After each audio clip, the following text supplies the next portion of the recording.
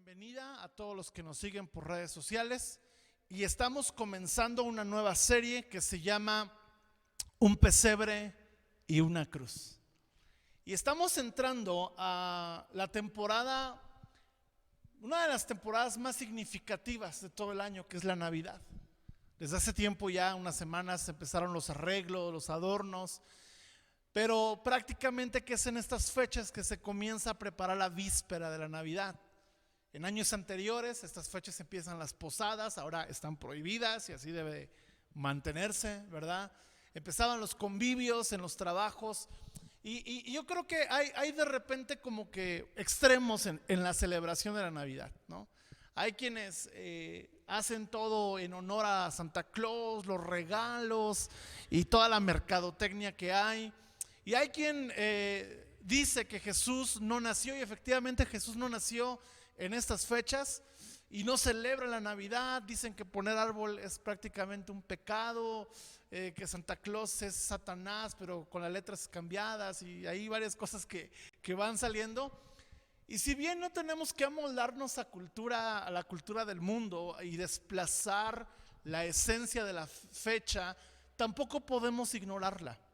De hecho, hay dos fechas, las dos fechas de mayor derrama económica, de mayor días de asueto, de mayor movimiento en muchas cosas, tanto en lo material como lo espiritual. Las dos fechas más importantes del año tienen que ver con la misma persona, con Jesús. Y si bien Jesús no nació en un 25 de diciembre, lo que celebramos es que Jesús nació, ¿sí o no? Entonces no podemos no celebrar. Si tú no estás a favor de la Navidad, del arbolito, no lo pongas, no lo hagas, pero tienes que celebrar en algún momento que Jesús vino a la tierra y vino a un pesebre. Y cuando hablamos de un pesebre y una cruz, hablamos de que el inicio de la cruz fue el pesebre. Y estas semanas estaremos meditando en algunas lecciones de vida que emanan desde el significado de la Navidad y lo que ocurrió con Jesús hasta que lleguemos a la cruz. ¿Cómo es que el pesebre fue la antesala de la cruz de Cristo? Porque, amados, yo creo que si nosotros olvidamos el misterio de la encarnación de Cristo, estaremos anulando gran parte y gran sustento de nuestra fe. No podemos nosotros no valorar que Jesús nació, que Jesús se hizo pobre. Dice la Escritura que Él se hizo pobre para que nosotros fuéramos, ¿qué? Enriquecidos. De tal manera que cada vez que leemos la historia del nacimiento de Jesús, tenemos que buscar la manera en la que su nacimiento nos lleva a vivir una vida de humildad. Porque la encarnación de Cristo es la máxima manifestación de humildad, pero la cruz es la máxima manifestación de humillación. Es decir, en la cruz Él se hizo, en el pesebre Él se mostró humilde, pero en la cruz Él fue humillado. Y el tema es que así como Jesús fue humilde y humillado, lo hizo con el propósito de que usted y yo pudiéramos tener una relación cercana con el Padre, poder conocer y acceder a Dios. ¿Cuántos dicen amén? ¿Están aquí o no? ¿Sí? Y en Mateo 1:18 en adelante, quiero que leamos algo acerca del nacimiento de Jesús. Leeremos algunos versículos y después entraremos en la meditación de lo que creo yo que el Señor me ha dado para empezar esta serie del pesebre, un pesebre y una cruz. Así que acompáñenme, versículo 18. El nacimiento de Jesucristo fue así: estando desposada María, su madre, con José, antes que se juntaran, se halló que había concebido del Espíritu Santo. Y José, su marido, como era justo y no quería infamarla, quiso dejarla secretamente. Y pensando él en esto, he aquí que un ángel del Señor le apareció en sueños y le dijo: José, hijo de David, no temas recibir a María, tu mujer, porque lo que en ella es engendrado del Espíritu Santo es. Y dará a luz un hijo y llamará su nombre Jesús, porque él salvará a su pueblo de sus pecados. Y todo esto aconteció para que se cumpliera lo dicho por el Señor por medio del profeta, cuando dijo: he aquí que una virgen concebirá y dará a luz un hijo, y llamará su nombre Emmanuel, que traducido es Dios con nosotros. Y despertando, diga conmigo, despertando. Ahora dígale que está a su lado, ahí te hablan. José del sueño hizo como el ángel del Señor le había mandado, y recibió a su mujer, pero no la conoció hasta que dio a luz a su hijo primogénito y le puso por nombre Jesús. ¿Sabe? Yo creo que una de las personas, y una vez yo lo escuchaba al hermano Roberto Evans, él decía lo siguiente: la persona que después de Jesús tuvo la tarea más importante en la tierra seguramente fue José, porque él junto con María estaban llamados a hacer una tarea completamente anónima quizás para su tiempo, desapercibida para el momento en el que la tuvieron que realizar, pero una tarea determinante en la historia de la humanidad. En especial José, él tenía que educar como hombre, enseñarle a Jesús la hombría y ayudarle a desarrollar un carácter piadoso para la misión que Jesús tenía en la vida. Jesús es el ser más ungido que ha pisado esta tierra, pero esa unción fue el resultado de un carácter piadoso que él aprendió en casa. Sin embargo, yo creo que aunque José tuvo una tarea sumamente importante, él fue un hombre que se vio tentado a huir de su destino debido a uno de los obstáculos que más nos pueden impedir elegir conforme al corazón y al propósito que Dios tiene para nosotros. Si usted lee la historia de manera detenida, hubo un momento en la vida de José donde él estuvo a punto de huir de su destino. Hubo un momento en la vida de José donde él pudo haber tomado una decisión tan drástica, obviamente no una decisión mal encaminada o mal motivada, pero sí una decisión drástica que lo hubiera descalificado y en su lugar Dios hubiera podido levantar a otro.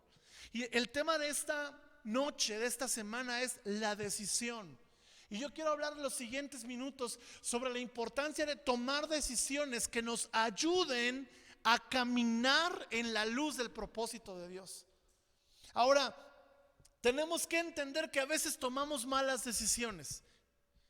Diario tomamos decisiones y a veces tomamos decisiones malas. Desde la ruta que elegimos para llegar al trabajo, a la iglesia o a cualquier otro lugar. Sí, yo recuerdo hace no muchos días, hace no muchos meses, vimos que la carretera por donde acostumbramos irnos a casa estaba bloqueada.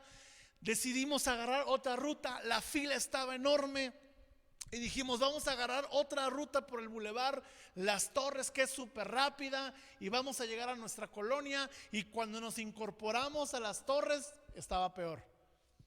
La vida está llena de decisiones, desde decisiones así hasta decisiones que tienen que ver con tu destino. Ahora, ¿por qué elegimos mal?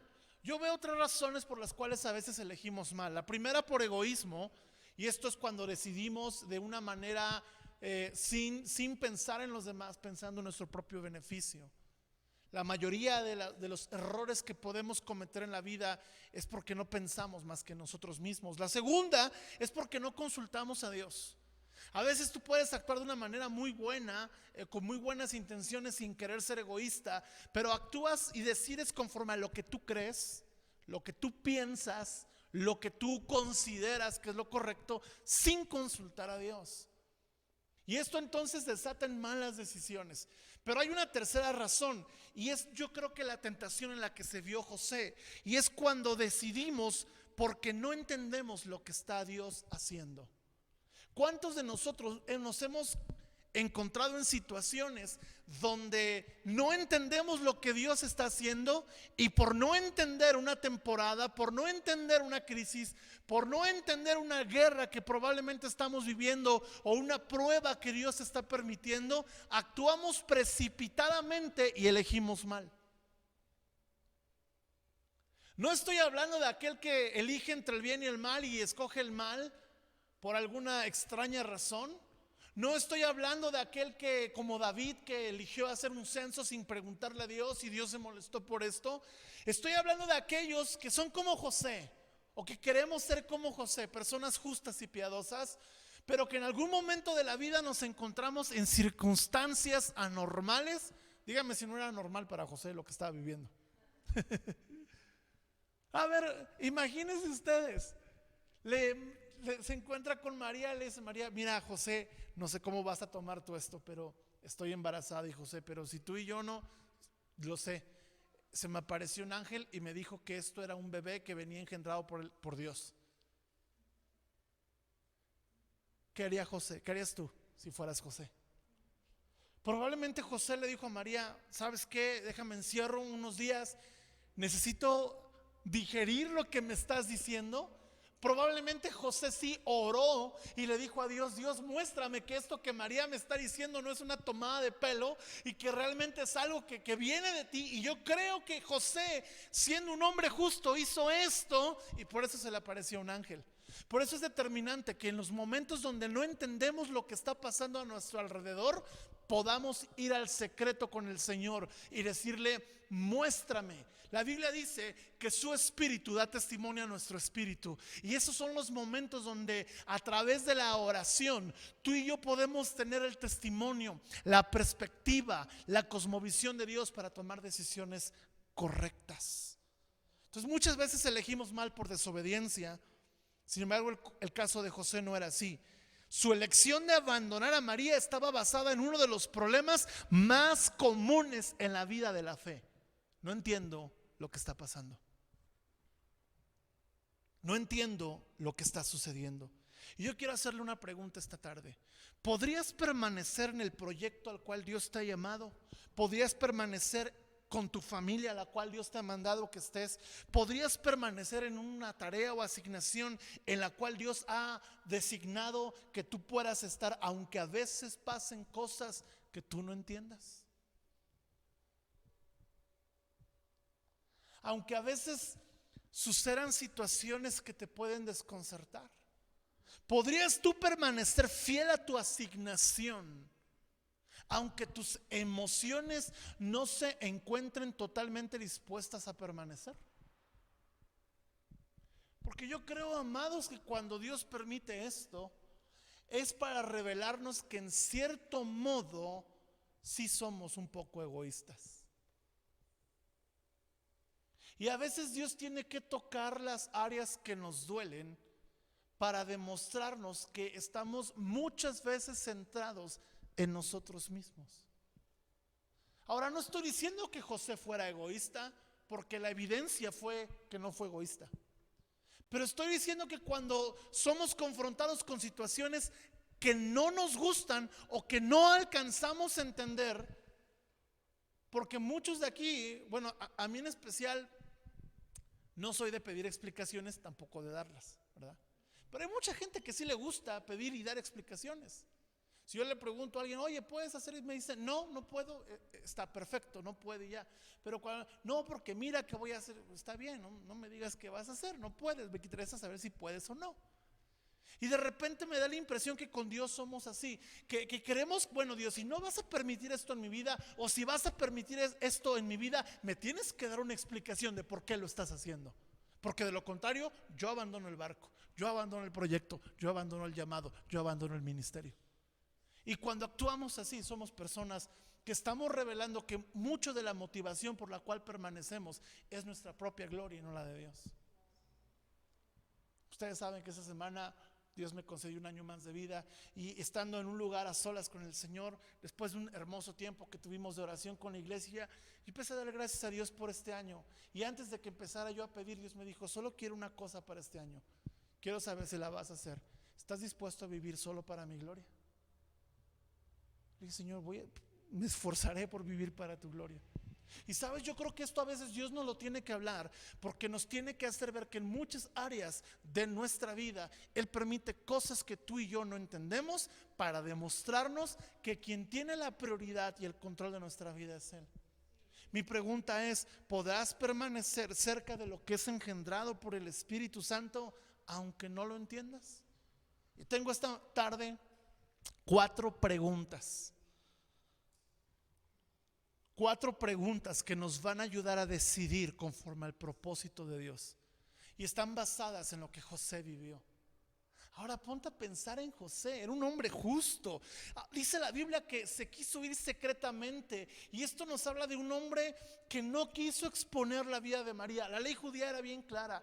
En el caso de que José hubiera dicho, mi prometida está embarazada y no es mío, la ley atestiguaba que la podían, en el momento en que se probara que estaba embarazada, la tenían que apedrear y matar. Aunque José después dijera, bueno, pero yo quiero vivir con él. No, no, José, aquí tu opinión no importa. La tradición dice que hay que matarla. Por eso José la quiso dejar como secretamente. Porque él no quería exponer a María. Pero sin darse cuenta, el que se estaba exponiendo era él a abandonar la tarea, una de las tareas más importantes, educar al Salvador del mundo. Por eso hay 4 preguntas que nos van a ayudar. La primera es, ¿mis decisiones son concebidas por el Espíritu Santo o por la carne? Por eso le dice el ángel en el versículo 20, he aquí un ángel se le apareció y le dijo, no temas recibir a María, porque lo que en ella está es engendrado del Espíritu Santo. ¿Sabes? Para elegir conforme a lo que es concebido del Espíritu Santo, tú y yo debemos conocer al Espíritu Santo. Por eso la primera pregunta es, ¿mis decisiones son concebidas por el Espíritu Santo o por la carne? ¿Cómo sabes esto, amado? Porque tienes una relación con el Espíritu Santo, porque le das prioridad a los deseos del Espíritu Santo, porque cada día que te entregas a Él, te haces más sensible a su voz para escuchar lo que Él te quiere decir. No puedes saber si algo ha nacido de Él si no tienes una estrecha relación con Él. Porque ese es un gran peligro. A veces espiritualizamos nuestras emociones, ¿sí o no? A veces espiritualizamos nuestro rencor, nuestro descontento, nuestro estrés, nuestra falta de perdón, nuestro enojo. Es que es mi carácter, es que Dios, estoy en un proceso. Sí, pero llevas 30 años con el mismo proceso. ¿Me estoy explicando? Mis decisiones, cuando usted y yo decidimos algo en un momento que no entendemos, en un momento de crisis, ¿por quién son concebidas? Juan capítulo 3 nos dice que lo que es nacido de la carne, carne es, y lo que es nacido del Espíritu Santo, Espíritu es. Entonces nuestras decisiones tienen 2 fuentes, la carne y el Espíritu. Romanos capítulo 8 nos dice, si usted lo quiere buscar, si no, simplemente escuche con atención. Romanos capítulo 8 nos habla sobre esto. Dice el versículo 6, 8, 6, porque ocuparse de la carne es muerte. ¿Cómo sé que mis decisiones están concebidas por la carne? Porque cuando decides carnal, emocionalmente, temperamentalmente, puedes provocar que cosas en ti mueran. Promesas, propósitos, proyectos, bendiciones. Sin embargo, dice aquí, el ocuparse del Espíritu es vida y paz. Una de las razones en las que tú y yo sabemos que estamos decidiendo espiritualmente es que damos pasos en nuestras decisiones y somos sobreabundados de la paz del Señor. Si tú estás tomando decisiones y en ellas estás experimentando temor, duda, incertidumbre, amado, aunque tu decisión sea buena, está fundamentada en la carne y no va a traer vida, va a traer muerte. ¿Me estoy explicando? Si tú estás tomando decisiones que las estás tomando por tener la razón o por orgullo, y a lo mejor dentro de un pleito tú estás ganando el pleito, pero esta decisión no te está llevando a ser como Jesús, tu decisión está concebida por la carne y va a producir tarde o temprano muerte. Aquello que viene del Señor, que produce paz. Hay muchas decisiones que tú y yo tenemos que tomar en la vida donde humanamente perderemos. Pero si esa pérdida te da paz, esa decisión es concebida por el Espíritu Santo. Y tú y yo tenemos que aprender a tomar decisiones concebidas por el Espíritu Santo. Segunda pregunta, lo que le dice el ángel a José es: ¿y dará a luz un hijo? Y llamará su nombre Jesús, porque él salvará al pueblo de sus pecados. La segunda pregunta, yo quiero que tú la notes, es: ¿mis decisiones fortalecen mi salvación y provocan la de otros? Mis decisiones ayudan a mi salvación y ayudan a que otros alcancen salvación. La decisión de José de permanecer con María era una decisión trascendental para José mismo, porque él iba a ser parte, iba a ser colaborador del plan redentor de Dios para la humanidad. Ahora, amado, tú y yo somos parte de ese plan. No nos tocó educar a Jesús, no nos tocó darle de comer a Jesús, no nos tocó enseñarle a Jesús algunas cosas, pero sí nos toca hablar de Jesús, sí nos toca compartir a Jesús, sí nos toca reflejar a Jesús. Por eso yo te digo, tus decisiones fortalecen tu salvación y la de otros. Pablo le recomienda a Timoteo procurar influenciar su vida con la palabra de Dios, y dice la palabra: porque las escrituras te hacen sabio para la salvación que es en Cristo Jesús. Es decir, cómo tú y yo podemos tomar decisiones que ayuden a nuestra salvación y a las de otros. Porque una cosa, escuche bien, es recibir la salvación, y otra cosa es ser sabio en la salvación que Dios te dio. Y nuestro llamado no solo recibir salvación, compartir salvación, sino es vivir la salvación con sabiduría. ¿Cuál es la evidencia máxima de una vida salvada? Es una vida que busca la sabiduría. Por eso Pablo insta a Timoteo que use las escrituras, las cuales lo pueden hacer sabio para vivir la salvación. Mis decisiones fortalecen la salvación de otros. Fíjate, hubo un hombre que soñó con la salvación de otros y con la santificación del cuerpo de Cristo. Y este hombre empresario fundó una de las organizaciones evangelísticas más grandes y más impactantes de todo el mundo. Y no es conocido este hombre por su nombre, pero sí por su obra. Y ellos son una empresa, una agencia evangelística de hombres de negocios que se encargan de dejar nuevos testamentos en hoteles. Todos hemos visto alguna vez un testamento azul de los Gedeones.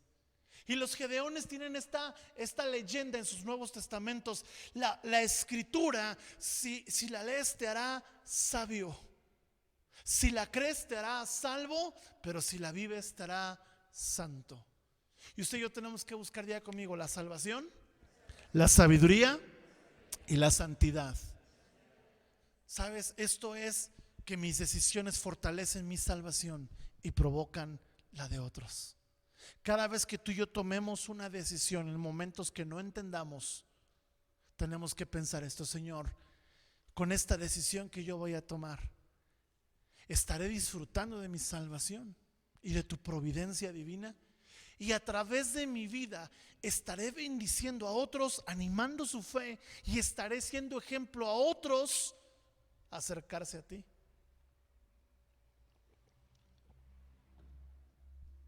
Yo no sé si tú has tenido que pasar por un hospital, por un funeral, por una cárcel, por un panteón, por una tragedia. Pero sabes, cuando tú y yo pasamos por esos momentos, hay miradas viendo cómo tú y yo actuamos. Y son momentos que, aunque no entendemos por qué está pasando esto, lo que tú y yo hagamos en obediencia al Señor va a determinar que otros digan: si el Dios en el que esa persona cree puede ayudarle en este momento, yo quiero un Dios así conmigo. Por eso el ángel le dice: José, si tú decides correctamente, formarás parte del plan redentor del mundo. Mira qué motivación del ángel tan tremenda. La tercera pregunta que yo quiero hacerle esta tarde: ¿mis decisiones protegen el propósito de Dios? A todos aquí Dios nos ha hablado, a todos aquí Dios nos ha dicho qué quiere hacer con nuestras vidas. A todos aquí Dios nos ha dado un llamado, un ministerio, un propósito. La pregunta es: ¿mis decisiones están protegiendo el propósito de Dios? En Mateo capítulo 2 versículo 13 vamos a ver otra historia. Después de que partieron ellos, hablando de los magos, he aquí, o los sabios de Oriente, ¿verdad? He aquí un ángel del Señor apareció en sueños a José. Como que a José le gustó la dinámica y todos quisiéramos como José que pues también venga el ángel en los sueños, ¿verdad? Y le dijo: levántate, toma tu leche, toma al niño y a su madre y huye a Egipto y permanece allá hasta que yo te diga, porque acontecerá que Herodes buscará al niño para matarlo. Y dice el versículo 14, me encanta: y él despertando, tomó de noche al niño y a su madre y se fue a Egipto. Qué increíble, qué hombre tan obediente, qué hombre tan manso. Sabes, tú y yo protegemos el propósito de Dios en nuestras vidas cuando aprendemos a ser mansos y a escuchar la voz del consejo.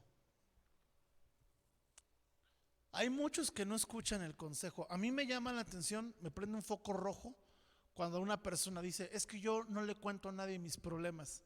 Y si esa persona está dentro del ministerio, dentro del llamado, de un propósito, yo digo: me llama la atención. Y si es de la iglesia, me llama más la atención. Porque digo, creo que es importante que todos aquí aprendamos a escuchar un consejo en medio de nuestros problemas. Les quiero compartir algo un poco personal. Pero hace un tiempo mi esposa y yo estábamos planeando pasar un tiempo juntos. Y mi pastor me dijo: ¿sabes qué? Yo creo que no. Creo que ya es tiempo de que tus hijos pasen tiempo también con ustedes. Y los decidimos incluir en ese tiempo. Obviamente fue un esfuerzo que tuvimos que hacer. Pero cuando tú ves la bendición de la obediencia, de un consejo tan sencillo como lleva a tus hijos también, y tú experimentas esa paz, esa fortaleza, decir: estoy disfrutando de esto porque seguí un consejo. Tú y yo crecemos en fe, en mansedumbre y en victoria. Porque si tú y yo no podemos seguir consejos así, no vamos a poder obedecer al Señor cuando nos pida cosas más importantes, más arriesgadas y más determinantes. ¿Cuántos dicen amén? La pregunta es: ¿estás protegiendo el propósito de Dios? José se llevó a María y a Jesús a Egipto porque había un reino terrenal que quería luchar contra el reino espiritual. Debemos de huir de todo lo terrenal que quiera anular lo que Dios ha depositado en nuestra vida. Este pobre José. Primero el tema de que María está ahí embarazada y no sabe mucho qué onda hasta que se le aparece el ángel. Y ya que se establecen que ahora vete a Egipto. ¿Cuántos aquí se han mudado de ciudad alguna vez? Díganme si es fácil mudarse de ciudad de un día a otro. Vete a Egipto. ¿Y a quién conoces en Egipto? Pues a nadie. ¿Y a dónde va a llegar Egipto? Pues no sé. Así, Señor, a ver, Señor, ya bastante tuvimos con el nacimiento en el pesebre. O sea, usted y yo ponemos el pesebre bien contentos, pero para José no era que fue muy contento el tema, ¿eh? ¿Cómo te sentirías tú, varón, que llegas a un lugar a hospedarte con tu familia y no hay donde te puedas hospedar y te mandan un corral allá atrás? Y tu hijo va a nacer. ¿Cómo te sentirías? Señor, o sea, yo te acepté lo de María y tú, pero oye, dame garantías. A ver, Señor, ya vagué con el chamaco aquí en la pancita de la mamá buscando dónde nacer y ahora me mandas a Egipto buscando dónde vivir y eso que es tu hijo, Dios. ¿Te imaginas todo lo que José pudo haber argumentado? Pero él era un hombre justo. Me encanta porque el nombre de José es una variación de Joshua. Y Joshua es una variación de Yeshua. Y si bien Jesús no iba a llevar la sangre de José, sí tenía que llevar su carácter.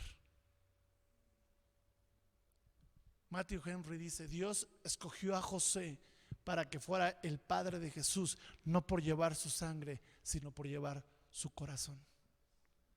Un hombre que Dios le decía: vete para allá, y se iba para allá. Vete para acá, y se iba para acá. Levántate y ve a Egipto, se va a Egipto. Ya regrésate a Jerusalén, ya se regresaba a Jerusalén. Un tipo que protegía el propósito de Dios con la mejor protección: obediencia. Muy bien.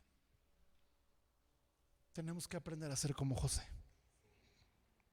Había un anuncio, ¿no? Él es José. Sé como José. Cuarto y última, mis decisiones son conforme a la palabra. Te vuelvo a repetir, muchas veces tus emociones te dirán que tienes la razón y te llevarán a abandonar proyectos porque no te sientes valorado, honrado, identificado, etcétera. Toda una serie de argumentos que alimentan tu alma, pero muchas veces son el alimento del diablo. Sin embargo, tú y yo tenemos que alimentarnos por la palabra. ¿Son mis decisiones conforme a la palabra? Mira, te quiero leer el versículo 1, capítulo 1, versículo 23. Dice: he aquí una virgen concebirá y dará a luz un hijo, y llamará su nombre. Versículo 22, perdón. Mateo 1, 22. Todo esto aconteció para que se cumpliese lo dicho por el Señor por medio del profeta. ¿Está ahí? ¿Usted ahí? Ahora el 2:15. Y estuvo allá hasta la muerte de Herodes, para que se cumpliese lo que dijo el Señor por medio del profeta. Versículo 23. Y vino y habitó en la ciudad que se llama Nazaret, para que se cumpliese lo que fue dicho por los profetas. Este hombre era un hombre que tomaba decisiones para cumplir lo que Dios dice. Ahora, no es de que José fue a Isaías, a ver qué dice la Biblia, ahora le voy a hacer así. Él no tenía esa ventaja que usted y yo sí tenemos. Simplemente José dispuso su corazón a hacer todo lo que Dios le decía que hiciera. Y esa dependencia de Dios, escucha bien, esa dependencia de Dios lo llevaba a cumplir lo que estaba escrito. Para conocer y para tomar decisiones conforme a la palabra, necesito conocer la palabra escrita, necesito escuchar la palabra revelada y necesito recordar la palabra profética. Te lo voy a repetir: para tomar decisiones conforme a la palabra, necesito conocer la palabra escrita, ¿sí? Recibir la palabra revelada y recordar la palabra profética.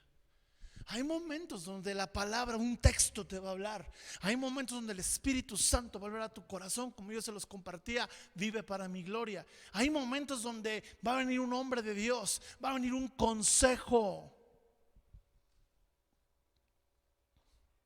Y escucha a un profeta decir esto. Decía él: me sorprende cómo la gente busca palabras proféticas, pero no escuchan a sus pastores.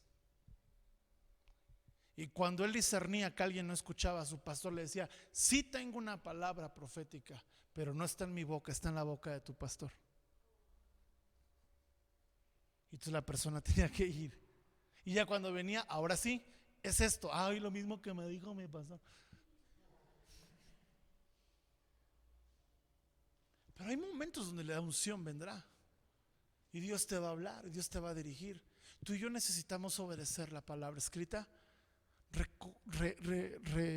buscar la palabra revelada y recordar la palabra profética. Escucha, muchas veces vendrá una palabra de Dios para alumbrar tu temporada, pero a veces Dios te va a hablar palabras y tú, ¿y por qué me dijo a mí esto? ¿Cómo? Esto no tiene nada que ver con mi vida ahorita. Pero hay momentos donde las temporadas revelan la palabra que Dios te había hablado. Dice: Yo prefiero una palabra que me ayude en la temporada que viene a una que me ayude en la temporada en la que estoy. Porque si yo escucho la palabra para la temporada que viene, voy a estar más preparado. Sin embargo, damos gracias por las palabras que vienen en las temporadas que no sabemos qué hacer, ¿sí o no? Pero tenemos que tomar decisiones en base a la palabra de Dios. No abandones aquello que ha sido engendrado por el Señor, aunque no lo entiendas. Podrás mantenerte fiel en la decisión que apunta a tu destino, aunque no lo comprendas y aunque tengas que hacer cambios en tus prioridades. José tuvo que hacer un cambio en sus prioridades. Los primeros añitos de José, ¿no?, con Jesús, no creo que fueron fáciles.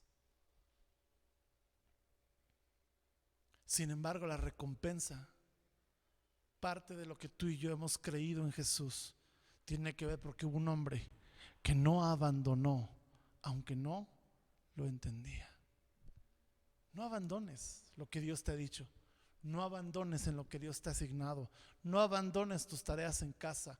No abandones tus tareas en la iglesia. No abandones tu posición en el trabajo que Dios te ha dado. No abandones tu lugar en tu matrimonio, tu lugar delante de tus hijos.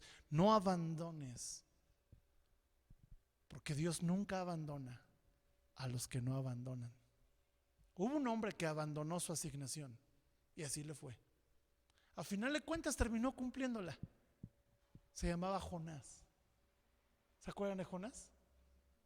Por más que huía, más ni siquiera Dios lo tenía que perseguir. Las consecuencias de sus malas decisiones lo terminaron llevando de nuevo a Dios. Así que, amados, si Dios te dice que vayas a Nínive, ve sin pasar por los jugos gástricos del pez. Puede ponerse de pie.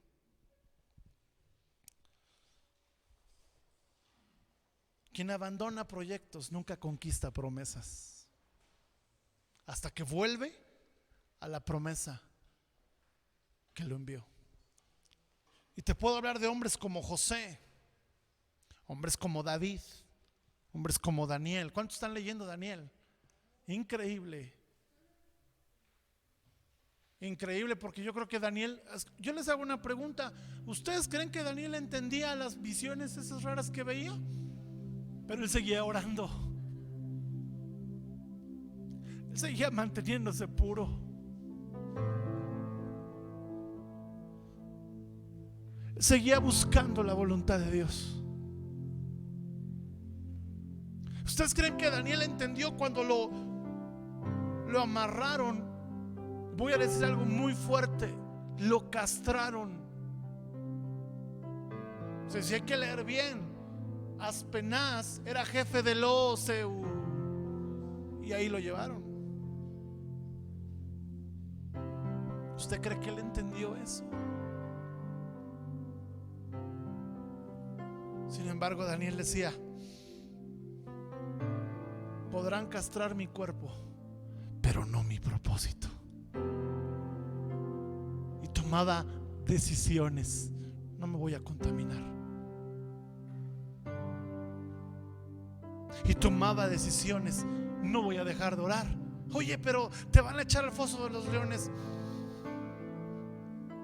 Les enseñaré a los leones a orar por los alimentos, aunque sea lo último que haga. Visiones tenía Daniel. No las entendía, pero el ángel, escríbelas, las voy a escribir. Que seguía orando por su nación. Me llamó la atención cuando Daniel abre la Biblia y entiende que los 70 años se habían cumplido. ¿Y sabes qué hace Daniel? Después de 70 años comprendió por qué Dios lo había llamado ahí y empieza a orar y empieza a hacer una oración de confesión. Si tú eres un intercesor de corazón, tú tienes que memorizarte esa oración de Daniel, cómo él confiesa pecados que él ni cometió y cómo él se duele por la nación que lo llevó a ser cautivo. Y él está orando en el año 70 y es exactamente ese año donde Dios despierta el espíritu de Ciro para decirle a Israel: hey, el cautiverio termina, vuelvan a Jerusalén. hombre con entendimiento no es aquel que lo entiende todo, sino aquel que cree a Dios a pesar de no entender nada. Ora, busca, clama. Y yo creo, amados, que hombres como José, hombres como Daniel, hombres como José el soñador, gente que pasó por procesos donde no entendía lo que estaba pasando, pero no se bajaron de la barca, la gente que va a cambiar la historia en los últimos tiempos. Gente así es la que el reino de los cielos necesita. Gente que se determina una cosa y les firme. Y dice, como Jacob. ¿Se acuerdan de Jacob? Mi esposa es defensora número 1 de Jacob. ¿Y sabes qué tenemos que aprender de Jacob? Que le dijo al ángel: no te voy a soltar hasta que me bendigas y hasta que cumplas lo que me has dicho. Y Dios no soltó a Jacob. Aquellos que no sueltan a Dios, Jacob estaba en su peor momento, pero no soltó a Dios, y Dios nunca lo soltó a él. Esa gente es gente que aprende a ser pesebre y aprende a ser cruz. Es gente que aprende humildad y humillación, y que de alguna manera soberana y providencial en su momento Dios les exaltará. Y si no es en esta vida, no importa, será en la venidera, lo cual será mejor. Quiero invitarte a que si esta noche estás tomando decisiones, puedas renunciar al derecho de entender todo y solamente ser obediente a Dios. Así que levanta tus manos ahí donde estás y dile: Señor, no confiaré en mi entendimiento, porque te voy a decir algo, así como estás con tus manos levantadas, tu entendimiento a veces es engañoso, a veces es condicional para con el Señor. Sin embargo, tu entendimiento esta noche puede ser renovado, puede ser transformado. Tú y yo le vamos a decir al Señor esta noche: quiero subir ese monte como Abraham subió el monte. No entendía por qué le habías pedido que sacrificara a Isaac, pero no necesitó entenderlo para hacerlo. Y a final de cuentas, a través de esa obediencia, Dios pudo proveer un sacrificio mejor, que era Cristo.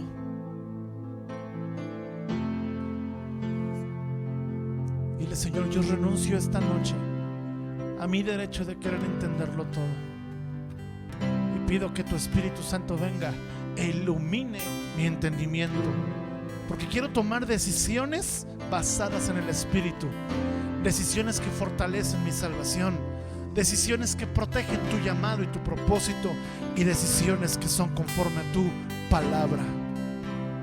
Vamos, ahí donde estás, comienza a decirle. Esa es una palabra para que tú ores por ti mismo.